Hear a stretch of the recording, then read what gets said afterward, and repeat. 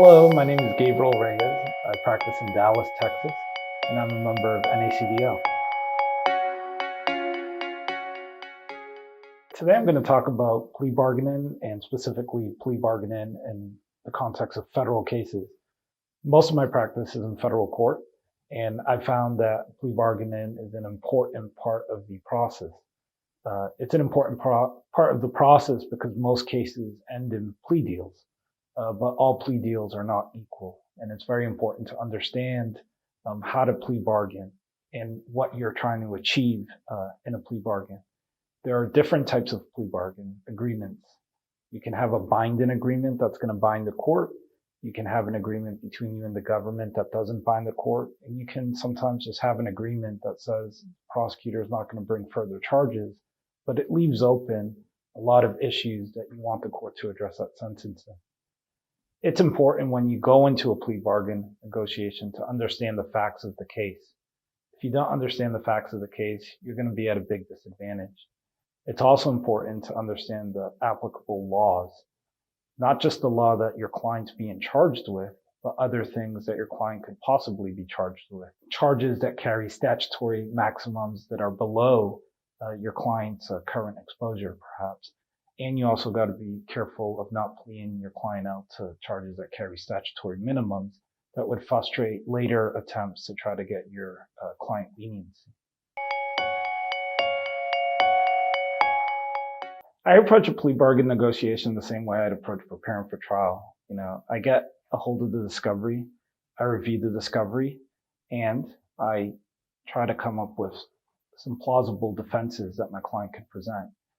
In a plea bargain negotiation, I focus on mitigation a lot. There are some things that may matter, that may explain my client's conduct, that may explain how he or she ended up in this situation that I wouldn't be able to present in front of a jury. But when I speak to a prosecutor, I'm not speaking to a jury, and the rules of evidence don't apply. And these are issues that may influence how the prosecutor thinks about my client or the case.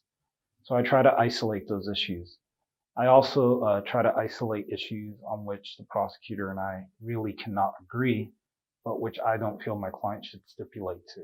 And those are issues that may just remain open, and we will need the judge to decide what to do with those issues. After I've isolated the relevant issues in the case, what I think are good mitigating factors, what I think are just aggravating factors that I may want to avoid and not concede in a plea bargain negotiation, I try to formulate that into a letter. And I try to put it all in writing. I try to get that over to the AUSA, the prosecutor on the other side, and then I request a meeting. I want to sit down with them. I don't want to speak over the phone. I don't want to speak over email. And I try to just resolve it and see if we can agree on something. Plea bargaining is an important part of the case in federal court. Obviously, if you're trying to bargain before an indictment has come down on your client, you might be in a position to shape the charge that issues from the grand jury or that the prosecutor files via an information. If you reach a plea after an indictment has issued and you don't stipulate to things that are harmful to your client, then you've basically prepared and teed issues up for the sentencing hearing. The worst thing you could do is stipulate to things that your client contests or that your client doesn't agree with and that are going to enhance the sentencing guidelines. Because if you do that, when you get to the sentencing hearing, you'll find that there's no going back and you can't argue those points. And as a result, your client just may get a greater sentence than they otherwise would have received if you'd left those issues open and open for the judge to consider at sentencing. There are a lot of pitfalls in plea bargain negotiations and things to avoid. One is you need to know what you're pleading guilty to. In federal court, if you plead guilty in a conspiracy, the government only needs to allege minimum conduct, and the court only needs to make a finding as to minimum conduct to find your client guilty of that charge. But then there are concepts such as relevant conduct, where the judge can look deep into the past and can look at what your client did, what others did in the conspiracy, and what the agreements were between these individuals. And it can attribute those actions to your client. So a person may, for example, plea in a drug conspiracy and admit that they possess with the intent to distribute 50 grams of methamphetamine.